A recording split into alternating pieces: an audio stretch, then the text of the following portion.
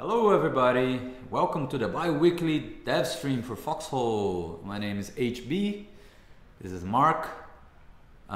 We don't have Matt today with us.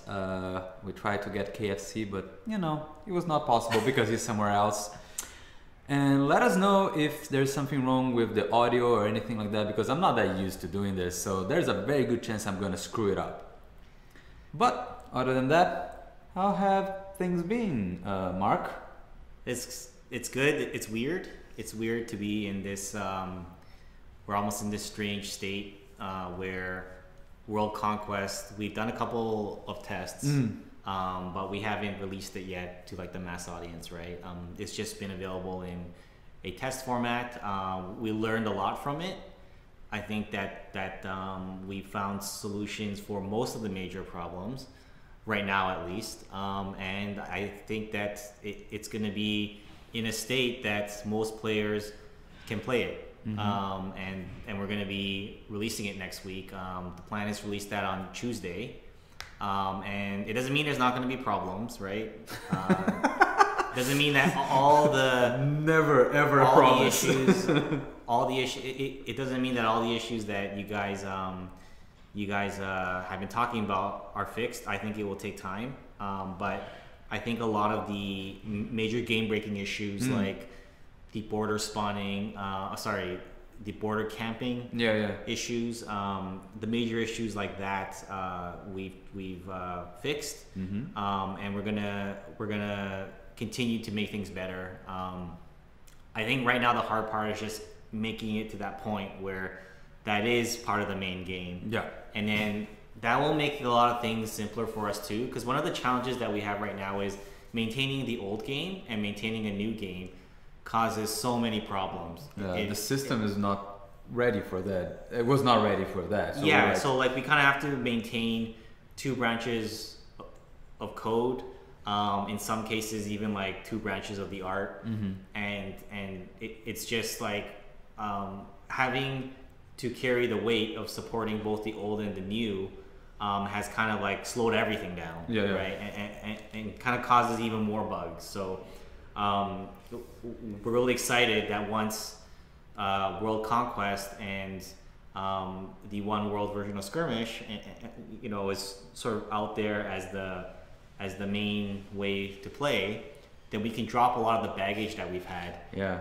And it will that will speed up all our development That will process. speed things up. There will be less bugs. It'll be easier for us to fix issues. So I personally can't wait. I mean, it's to get there. We have a very challenging update. You know, the next one. Once again, this is going to be the most challenging update that we've ever launched. And I'm kind of hoping that like for a while after this, like hopefully for like 3-4 updates after this, it's not the most challenging. It's not the most challenging update that we've ever launched, and it'll be more because there are these peaks, right, where you know we're changing a lot, and then after that goes out the door, we kind of let it like settle for a while, and I hope there can be a bit more of a settling period where we get to you know, not be making these giant structural changes. I mean, we're still gonna be making all these changes that we have been talking about, like the tools for helping players work together and town revamp and all this stuff, but like this is a real structural thing, right? Oh, the thing is that this completely changes the basic on our code, on the way we do our things. The new update completely changes the way we deal with wars, and that's and that is the foundation of the game. So even if we continue doing big updates, like we said we want to do the communications that we think is a big update, at least it's not on the foundation of the game. Yeah, we're not making these giant architectural changes. I think the architecting began like the end of last year. It's been a couple of months now that we've been doing this re-architecting, and even until the last moment we're making a lot of changes, and it's you know, it's exciting. It's very nerve-wracking too, because you know, we're always trying to push the envelope, but we also want the experience to be at a certain level, right? So that's kind of what's up, right? That's awesome. Hope we can make it the next week. And nothing goes wrong. Well, on my part, I'm also excited about it. I've been working on so many. Well, I'm working on a lot of UI and that kind of stuff. For me is really fun. You guys are gonna see a little bit of what's coming as well. But I think even the smaller features that we're introducing, this one that we're gonna talk a little bit about it later, are kind of cool. Yeah, it's one thing I have to say is that like just the scope of the overall project has increased so much from let's say last year at this time, right? Like I don't even like at last year it was a very the scope of changes, the scope of features was much more tight, and I would kind of be able to sort of like see everything and in a tight package and sort of like be in close touch with everything. But now the scope has increased so much that like sometimes there's people off on the team just doing all these different things, and of course I talk to everyone just to make sure we're on the same page. But like sometimes like just I'll go take a look at a new build, and there'll be this like entirely new screen with all this new stuff that I knew about, but I wasn't. You were not following like step by step in like every part of the process. Yeah, that makes sense. Necessarily, and it's just a scope increase. It's definitely feeling it, right? Yeah. And this was always the plan, though, right? Like from the early access launch, we never had even once the mentality that okay, we launched it, the game was successful. Now we can kind of like sit back. It was always like we launched it. Now we have the minimal version out there. Well, now we can build. Yeah. We can build so much on top of that, and we've never stopped that. Like everyone we hire is for that goal. Everything we're doing every week is for that goal, and we're just constantly making it better, right? So yeah. Well, then let's see some of the stuff that's coming. We're gonna start as usual with a community highlights. I am dubbing this part of the stream as community highlights snippets, because you get to see a lot more when it actually comes up. The community highlights, for those that don't know, we gather, KFC particularly gathers all the fan submissions of drawings, letters, videos, music sometimes, everything, and then we put it together so that everybody can appreciate it in only one spot. And I pick some of the things that I find cool. This is kind of like a preview, community highlights preview. Yeah, I think I should have called preview. I should change that, yeah. Anyway, let's start with this one. This one, I I love it because I thought it was just a funny funny rendition of our warden soldiers. That should be like the engineer uniform. Yeah, just like backpack full of B-mats. B-mats coming out of it. I'm not even gonna try to pronounce the name of the person that did it because it's obvious I cannot. I think it's fantastic. I think it's funny. I love the face that he's making. And well, it's kind of reflective of we've always had a joke like, how can they carry so many B-mats? Yeah. And I think that's where, at least on the team, right? That's where the wheelbarrow concept came from at the beginning. So we're like, okay, well, how do we make it more realistic? Maybe we'll add the wheelbarrow, right? And eventually, I have ideas on how to make the wheelbarrow into the game. It's not gonna be a wheelbarrow though, because that thing, oh boy. And in English, the Russian name is Pika from Pikachu. Oh, that's cool. Okay. That's really cool. Yeah. Next one. This one, who's it from again? Oh, however, Groovy. This is a colonial though, a colonial elf soldier, a grenadier. Yeah, maybe. It's almost like World of Warcraft meets Foxhole. I mean, that's the first thing that popped into my mind. That's kind of cool. That's like just the very first thought of like. That sounds pretty sweet in my opinion. I thought about she looks like Diddley from Record Lotus War, which is like a D&D style anime, and I thought that the composition was pretty cool. Actually, one thing that is interesting is that like I wouldn't have thought of it at the beginning of the project.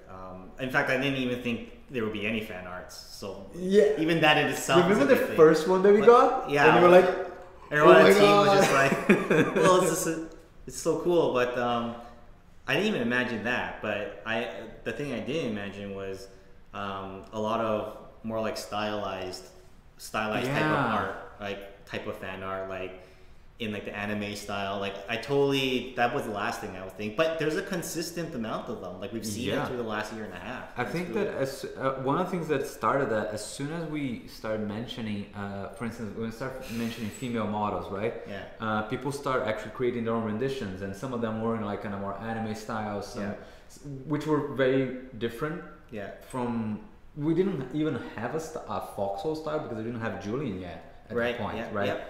And then you start seeing even the more, we'll say, extrapolated versions, for instance, like the pixel arts, which are definitely not in a different style. Sometimes they're so small, they're like 8 pixels high, but it looks amazing. And those are really cool. Actually, what's funny about this one and the last one, they're both kind of similar in that they poke fun at the ridiculousness of like how much you can carry. Yeah, I actually put them both together because I thought they were like the same style of like joke. It's like the theme is the same, right? Yeah. And the last one is just a cool thing that Turtle and Rabbit did. Turtle and Rabbit continues to like make lots of stuff, lots of Foxhole fan art and cool small projects. I actually don't know what OpenTD is. It's the open source version of a trading game, not trading game. It's a management trading game, and he did a Foxhole map, and you can. I don't know if you can read, but there are salt farms. There are like all the Foxhole places really are there. Yeah. So this is really, really, really sweet. And actually, there's like pictures of his gameplay after the fact as well. So this is the whole world, actually. Yeah, I'm seeing the entire world actually. Yeah, he couldn't. Really cool. He couldn't put the whole thing apparently because of some constraints of the game, but that's as close as an approximation as you're ever gonna get, which is really sweet. I didn't realize. I just glanced at it prior when you threw into the slides. I just looked at it for 1 second and I thought it was like the Deadlands, but it's the whole world. No, it's the whole thing, yeah. It's the whole world. It's a Foxhole map. That's really cool, including Westgate and everything's there. It's really. And then you see the old Fahrenheit Coast there. It's the new. Sorry, it's the new Fahrenheit Coast. It's the new Fahrenheit Coast. That's right? really cool. Yeah. So Turtle Rabbit again surprising us in a completely different thing. That's really awesome. Really sweet, right? Yeah. Anyway, that's what's on the community highlight part of what's coming on the community highlights. Make sure that you guys check it out. Check out the full post. The full post is gonna be coming up either tonight or tomorrow. I think it's gonna be a day late from usual, so it might be. It might be Thursday, not entirely. But it's definitely coming up this week. And if you're watching on YouTube, as always, I post a link in the description for the community highlights as well that we talk about, because there's always more and more stuff. I had a hard time picking this time, like a very hard time, because there were some really cool letters, and like the one that is like in a book. There's lots of warden balls. Like, there's some really interesting cool stuff that you guys, if you have a chance, check it out. I'm excited. Yeah. Cool. Yeah. And last thing that I wanted to talk about, it is sort of related. We still have our fan art contest. It is going up. The deadline is March 9, so the deadline is closely approaching. Remember, I'm gonna post all the. I don't think I have the link right now, but our mods will post it on the chat right now. What is the link for the fan art contest? Once again, there is a 2D portion, which can be 3D, but like rendered in 2D, like just images. And there's also a written portion. And the winner will get to actually have, besides some cool swag that we're gonna give you guys, hopefully cool, the winner was also gonna have a chance to build a little bit of the lore, work with us to build a little bit of the lore of the game. So March 9 is the deadline for the submission. Please check the rules on foxholegame.com/contest and submit. There's some cool stuff coming up. I would love to see more. Just more. I'm excited for this. So is there like a time during that day, or is there like a cutoff point? There is. It says. Is it like handing in like a homework assignment? It is. If I'm not mistaken, is 11:59 p.m. on March 9 of Eastern time, so our time. I don't know, so you guys can convert it. That's the deadline. That's the cutoff. we're not gonna accept things after that, and we're not gonna accept things that are not in the proper formatting. So please double check the formatting of both the written and the visual portion of it if you're submitting for both, or if you're submitting for only one of them. Doesn't matter. Cool. Really looking forward to this. Next, let's go to the actual development, right? Yeah, let's talk about what we're working on. And so yeah, there is some cool stuff that we haven't talked about yet. With the World Conquest update that is coming out next Tuesday is the plan. We sort of save some of this stuff because it kind of ties things together in a way, right? Yeah. You know, we've looked at all these different parts, right? Like the World Conquest, and we've shown you like concepts of like how the home region is going to work.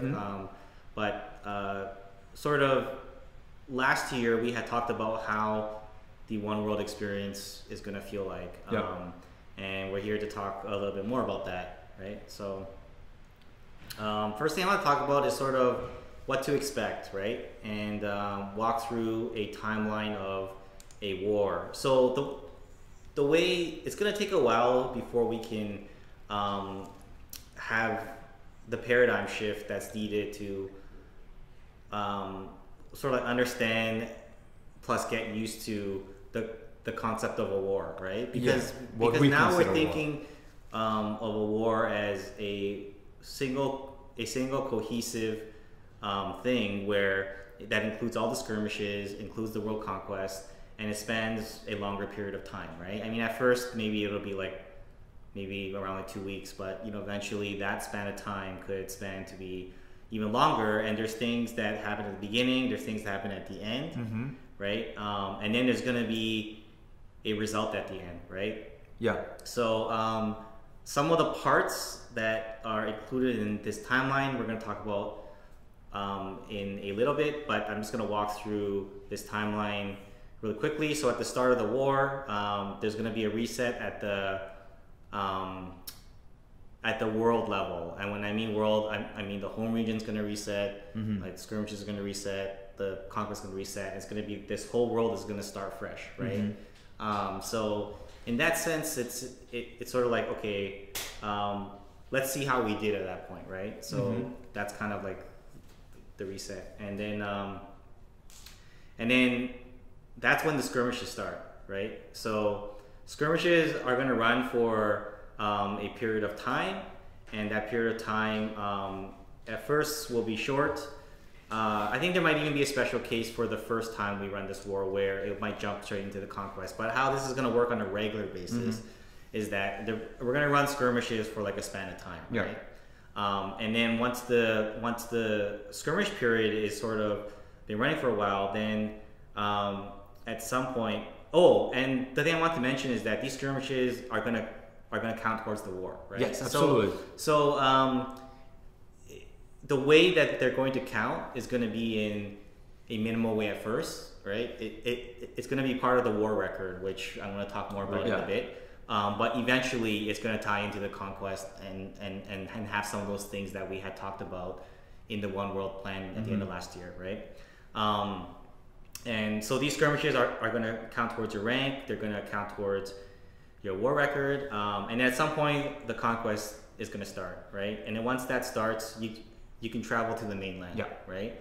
And then you sort of like have a huge war there that which is the will last for days, that we right? know. Yeah, which is the world conquest that we know, and that's also going to count towards your war record, your player rank. And then if the player population is high enough, right, we may also be running skirmishes on the side, right? Yeah, so then let's say we have people that want to like enjoy skirmishes, they can still continue playing the skirmishes. That's right. If people prefer just world conquest, they can focus on that. Exactly. But all the cool thing is that everything that you do will counting for the war. This one war. This right? one. Yeah. One world, one war. One war. Exactly. Yeah. That's the. I think we said that somewhere. Yeah. And then the conquest is going to end at some point. And one thing that we are going to add, it's a small thing, but it's like a post-war sequence. Yes. Right. So rather than it just finishing and you see like a black screen and you can't do anything, and that's locked over. in a weird camera. There was, or you can fly around. Or you can fly around. I don't know. There will be a period of time. It'll probably be in the order of like an hour or maybe a bit longer, but we're still figuring out the exact amount of time where you have some time to actually celebrate your victory. So you'll still be able to be in the in the World Conquest mainland. You can walk around, you can celebrate, you can shoot each other because friendly fire will be switched off. You can, do whatever fun stuff you want to do after you win. You can take your victory photos. You can do like a victory parade. You can, spend an hour however you want, right? Because the reason why we added this in is because, it was always this thing that we wanted, but it never felt like the most important thing, right? But it is important that if we want the wars to feel significant, the end has to feel significant as well, right? Like if you're fighting this war for like a whole week, right? Like a whole week or two, and then it ends, and all you see is a black screen. You don't even have any time. So anticlimactic. It's so anticlimactic, right?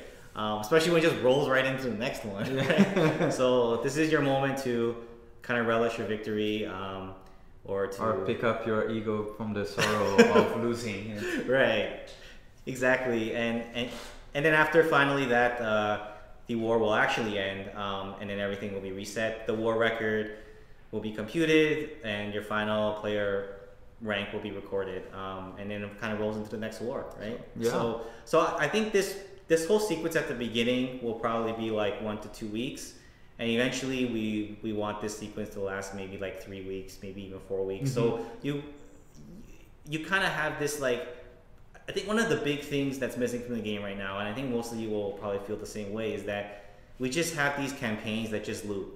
They just kind of like endlessly, one happens and then the next one, and it's cool. It's cool for like a few times, but really it loses its meaning after a while, right? So the idea, and the idea here is that like we would rather have less conquests, but they're more meaningful. And this is why we're doing this, because we want players to be able to think back and talk about specific wars and remember what happened in that war and it being a significant thing. Right? I agree. So kind of bring back a little bit of the spirit of the weekly wars, except that it's not a weekly war, which is not great because it's only on a single day and it's really weird. It starts at a certain time, but this is like bringing the spirit of that, the significance of that, the war stories from that into a format that allows one war to span for like multiple weeks, right?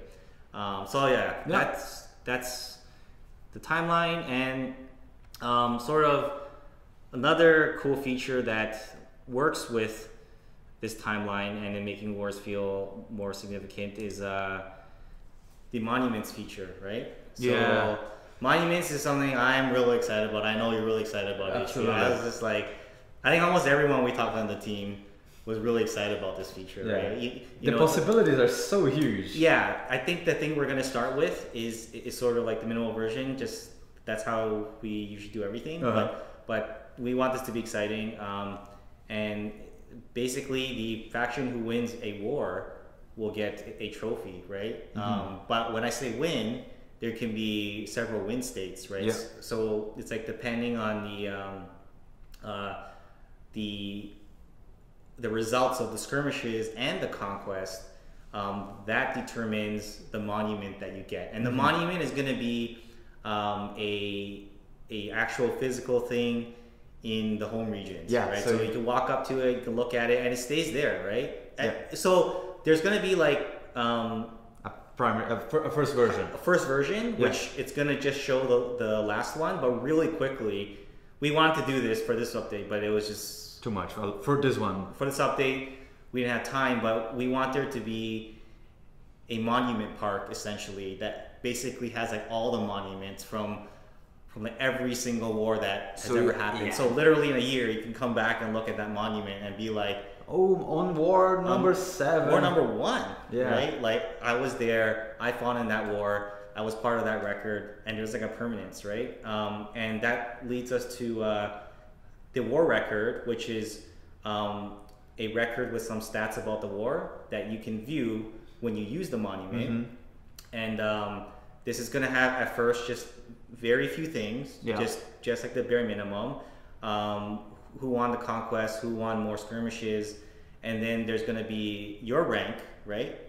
And then the list of the top ranked players, right? And your name will be there like forever. Yeah. Once the monument park is there, if you make it to that list, you're gonna be there forever, Yeah. right? And which is cool as well. We can eventually expand on this. We can add more information. For now, of course, it's first implementation. Maybe monuments might even change we might change the look between monuments and might show more information. The park might be different, but this is our first step into making sure that every single war is documented and there's something to prove that you fought there, that you were there and you were part of the history of that war. Yeah, so it is going to, like, at the beginning, so there are two. I'm sure a lot of you guys have questions about your rank, right? Yeah. And it's that your ranking system is going to be less sophisticated at the beginning. How it's going to work is it's based on the commands that you have, but we are making some changes to the command system so that you can't spam command someone anymore, right?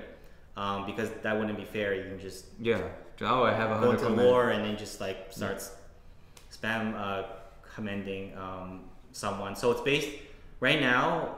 It's based on commands, and so if you work with other players, right, you should in theory have a higher rank, right? And in the future, we're gonna make that more sophisticated. Hopefully, kind of like depending on how this ranking system goes, right? And so that's the monuments. This is a mock-up this is a mock-up of how the war record is going to work at the beginning, and this is where, when we talked about this feature, we were totally excited about like the billion things we can add to this, and we can add to this screen, and everybody right away was like, hey, you should show like all these cool stats, right, about the war, and you know, right away we were like, there's too much work to get done. Yeah, there's a lot of things that we can do with this. Like most things in our game at this point, this is our first step, which means that we can expand on it. We intend to expand on it. I think it's a really, really cool feature to have. It's important. It's not just cool, but it's also important to give significance to the wars, to the war conquest, and to the skirmishes as well. Because as you can see from this mock-up, they're separate. At least in the very beginning, they're separate victors for who won conquest and who won the most skirmishes. Yeah. So which team won the most skirmishes also counts for what kind of monument do you have. Yeah. If you won both, you get a cooler looking monument. If you won only one of them, depends on which one. And if you lost both, well, I'm sorry, but you're gonna get a slightly less cool monument. Just saying, gotta apply yourself. Slightly less worse. Yeah. That's lightning the blow. Yeah. You're gonna get the worst monument. Right? Yeah, well. So that's that, and then so after I already mentioned this in the blog last week, but and I mentioned it a few times already throughout this stream. But the update is coming next week, right? Yeah. So be ready for that, and I think the next couple of weeks are going to be pretty exciting for Foxhole. We're going to be doing a push to promote the game more in a couple of days after this update goes out, so we can expect a bunch of new players to come. Hopefully, hopefully the conquest will be full, because the conquest. Another big thing is that the conquest is going to be the full 3x3 grid. Yeah, it's going to be the full world, right? This is not a test anymore. This is going to be the real deal, and hopefully we'll have some new players to help out there. And these next couple of weeks it's really going to shake things up, right? Yeah. For better or worse. I'd say it's going to be exciting. It's exciting. And that's it. Nice. For what we have to say. No, I think that's it. We're going to enter the QA portion of it. Please bring up all your questions. I I saw a question before, or just glancing at it. That they're gonna reset the ranks. I don't know who asked, so I'm sorry. They're gonna reset the ranks on every war. Will there be any way to know which rank you were, like a medal or a trophy or something like that, like we have for the pre-alpha version or something like that? Okay, so to be a bit clear, because that was probably confusing when I talked about it, but and this is probably going to be continue to be confusing at least for a while, right? But the rank that you have in the game now, that's still going to work the same way. This is a war rank, right? Yep. So this is something that's a clean slate every single time that a new war starts, right? Your old rank in your profile, right? Your profile rank, that's not going to be changed yet. I think that is I think at some point in the future that will be revamped, probably when we when you go gold, or maybe? Well, when we go and revamp some of the profile stuff in general, is when we're gonna reset that. But that's gonna be left alone for now, right? So this rank is gonna be war specifically only for the wars, but you will still maintain your old rank. Yeah, it's kind of visibly like you maintain your old rank. A crude but accurate way to sort of describe this is it's kind of like a leaderboard. I don't like that word, but it's a leaderboard for that specific war, right? Yeah, I have another question. Casto is asking, in case, say, 2,000 players join the game and try to play it, how is the current server system going to accommodate that? Right. So we will spin up skirmishes. Yeah. To catch the overflow. That's basically how it's going to work. And if we're also keeping an eye on how many players we expect, if we anticipate some sort of, I think if there's a short-term surge in players, which sometimes tends to happen whenever we do like a promotional push or something, right? Then I think this system will work just fine. Like I think that we'll have a bunch of like skirmish servers up to catch the overflow, and then when it levels off, then we'll be in a good place. If there's some sort of long-term increase in player population, which would be great, I think we'd have to think about other possibilities there, right? And it's I don't know if it's worth. We have like some ideas on how to handle that, and we certainly have like a backup plan, right? We're always, the one thing that I always call for in all the updates when we do something crazy is have a backup plan. Yeah. Right. Yeah, we always do. We always do have one for this one. And we do have one for this in handling both some kind of crazy short-term stress surge and long-term surge too. We have options there, but I don't think it's worth talking about it until we get there, right? No problem. But we're definitely, we're always ready for that. Yeah, it's the first lesson you learn when you're building any kind of multiplayer game. Be ready for the worst. Yeah. There's a pretty cool suggestion / question from Sofa499. Have you considered more of a green monument, such as a cemetery, for the losing team? Well, so we had ideas. So these monuments, right? The actual visuals that you see, even those are temporary. Like, we have plans to make the monuments theming of them a little bit more. I guess to spend more time on the theming of the monuments, and a lot of excitement actually came from the art team.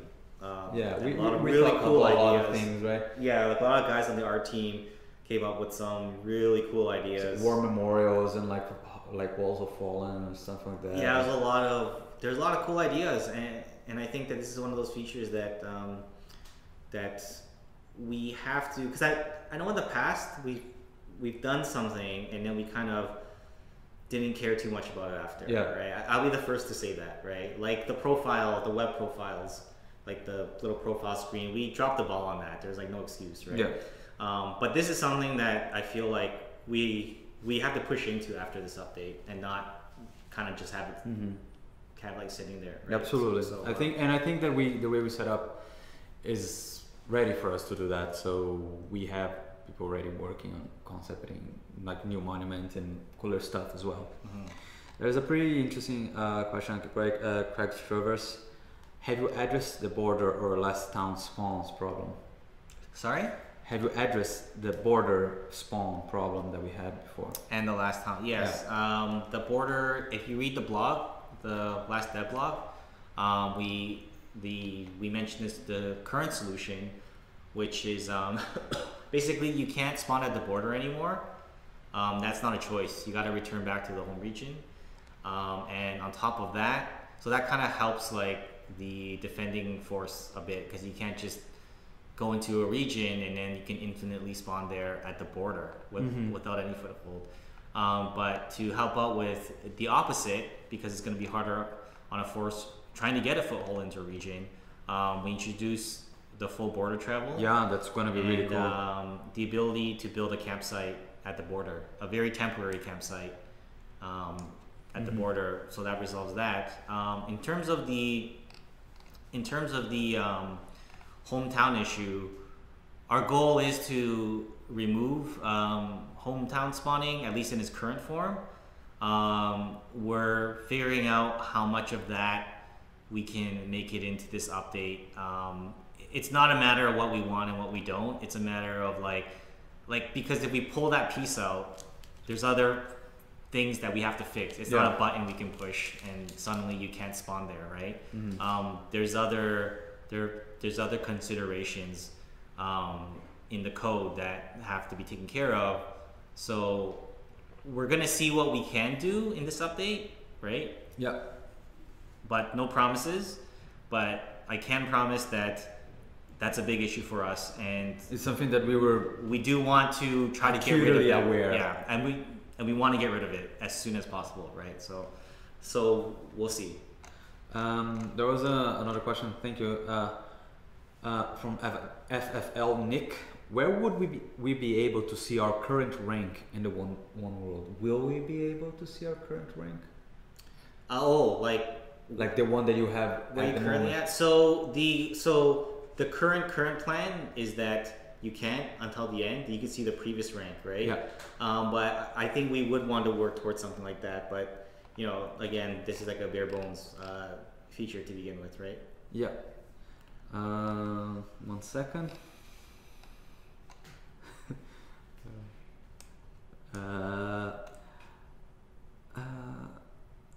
Although Quilos asks, although there is a player leaderboard, will there be a meta team statistics about the war at the end, like death count, resource mine? I think once again, this is not out of the possibility. It's just that, as we said, we had to implement this in some way, shape, or form, like first implementation, so that the system is there. There's a lot that can be done with the system, and a lot of cool ideas have popped up on what are the war records that we intend to show.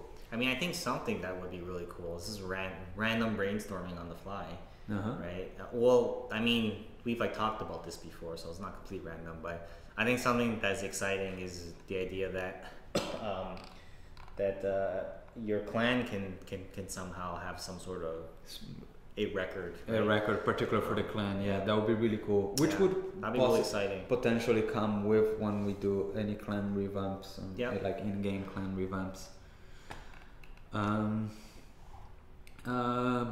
Bluey Wolf, because we talked about that we're doing like a promotional push for the game.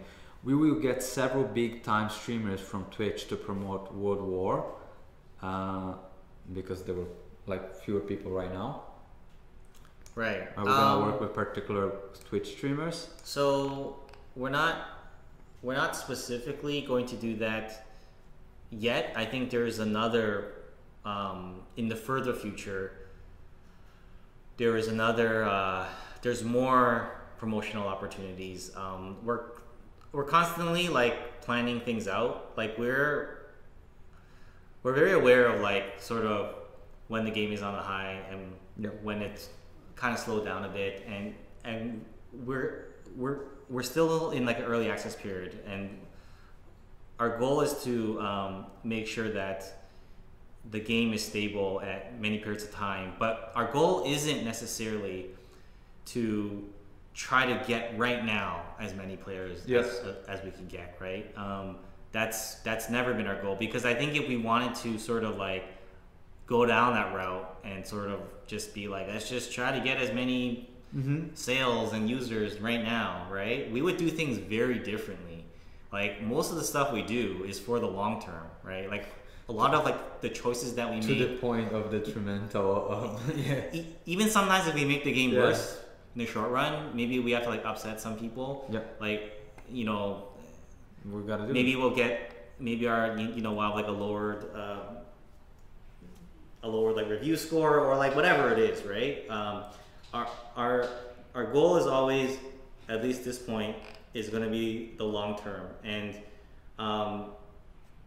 so to get back to the question about the streamers, I think that for this particular push, we don't want to do everything, right? So I think streamers, will probably like do that sort of a promotional push in the further future, once we feel like some of the other stuff that might be more exciting for, let's say, a streamer who hasn't played the game since the early access launch might want to come back and see in a more stable form, right? That might be a more like appropriate time for that, right? This is a checkpoint now with World Conquest, and I think in the future there's going to be another checkpoint like several months down the road, right? So there's always these various like checkpoints throughout the year. And yeah, so cool. PFC Bannon asks, do you think about the unintended consequences of having a top players list? I think I can answer this one. Like, I don't know if you thought about all the unintended consequences, because they are still unintended, but we are fully aware of what can happen when you have a top players list. We know that there are people that want to like game the system and get like an advantage or things like that. That's one of the main reasons as well why we are doing with rank that come from commendations of other players, and why we're putting in steps to stop just like commendation spams and stuff like that, because it's not just what you do, it's like what other people perceive what you do. So that's already a slightly different take on the top player. It's not like based on your number of kills, as an example, which would be really terrible for Foxhole. Because sure, kills might help the game, but it might just be in detriment of the rest of the game, right? That's well, as you can see on Overwatch player, I understand that sometimes having like a leaderboard is not the best. Right. It could add some level of like toxicity. Exactly. You know, might be bad for. But I think that like when this came up, it was almost a very simple decision, because we were weighing like, okay, this might be bad because players might be toxic about it, but this is real. But this is like really like exciting, and it's gonna have a good chance to bring back some significance to the wars, and we'd rather go for it, and then we'll deal with the other issues after. But we're also taking minimal steps to like try to deal with the issue now, right? But we won't want to like shy away from something like that, right? Because it's exciting. Like we want to make these wars feel cool. And I think that you know, let's go down that path and let's see how it goes, right? And if something breaks, we will try to fix it. I have it might be our last question, depends on how long it takes. It's a more complicated one. I think I can answer as well. Sure. Petter Mill, I think he's a little bit, emotional about it. So in the end, what actual game features have you implemented? No new vehicles, no mechanics, etc. Just same old, same old. So I kind of understand where he's coming from. He or she, sorry, I don't wanna. Because we haven't added a vehicle in the game for a while. We haven't added a weapon in the game for a while. And we understand that we might be alienating a little bit of the players that they're coming for this. But we're a small team, and we have to focus, and we are very focused right now on making our game what it was proposed to be in the beginning. as much as some people love Foxhole as it is, or as it was a little bit before, it was not what we proposed ourselves to do. So we're trying to get the game more in line with that. Yeah. Adding a vehicle, adding a weapon is relatively that's the easy simple stuff. Yeah. in comparison to what we're doing. Absolutely, yeah. So we understand that this part is taking a hit right now because we at a certain point we were adding a lot of these new features, but in the end, because we were adding so many new features, this back end more fundamental parts of the game was lacking. Yeah. We were not. Well, that's 100%. Yeah. Right. So we apologize if this is like a little bit. I think nobody wanted. I think making to add content. That's again relatively. Yeah. It's way easier than trying to do the stuff that we're doing now. But there was I read a comment or someone told me about this comment, or I read it somewhere, and someone made a comment about Foxhole like months ago, and they said that the game said it's about hundreds of players working together in a persistent war, and they're like, well, first of all, it's not hundreds of players right now, and second of all, the war's not very persistent if it finishes after a day or two. And I was like, you know what, the guy's right. Like he called us out on or he or she, they called us out on something very serious, which is that we said this is the game that we're gonna make, and we weren't making it, and that's exactly why we're doing what we're doing right now. And I know that there's problems with whatever with like world conquest and this and that, but rather than being like, okay, well, the game has already done quite well, let's just kick back and roll out some tanks, and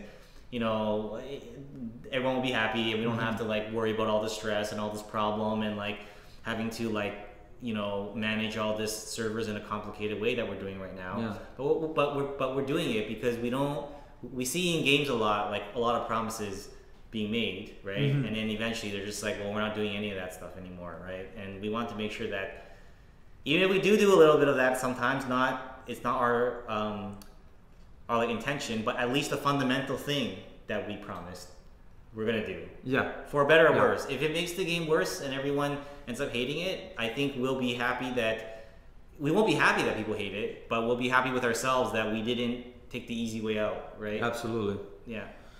Well, I wonder if there's any last question some small.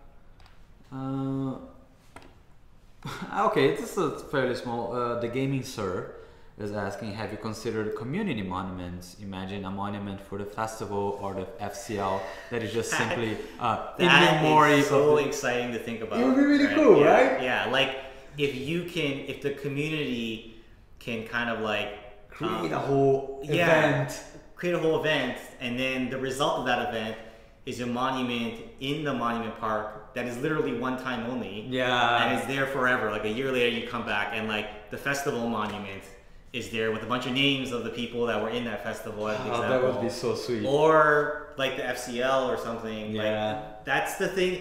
What you're suggesting right now, sir, is basically when we got in a room and talked about this, we were in a circle and everyone was like, oh man, it'd be amazing if you can like,